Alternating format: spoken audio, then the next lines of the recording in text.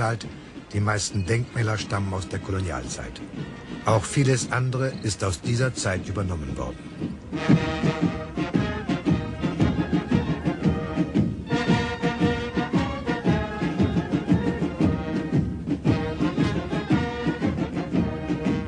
Am Nationalfeiertag wird der Präsident, General Siad Barre, die Parade ablegen.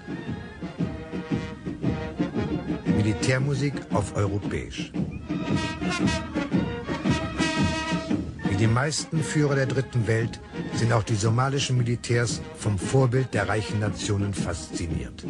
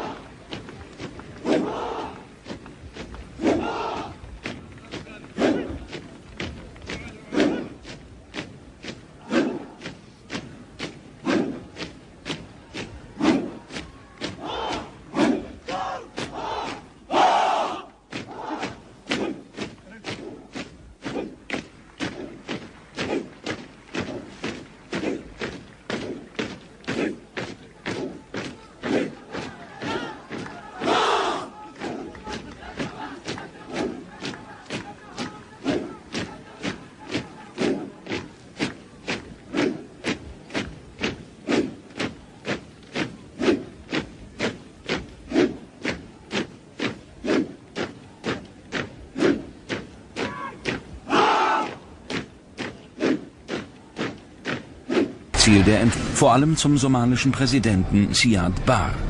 Der will sich außenpolitisch neu orientieren und lässt sich als Partner gegen den Terror gewinnen.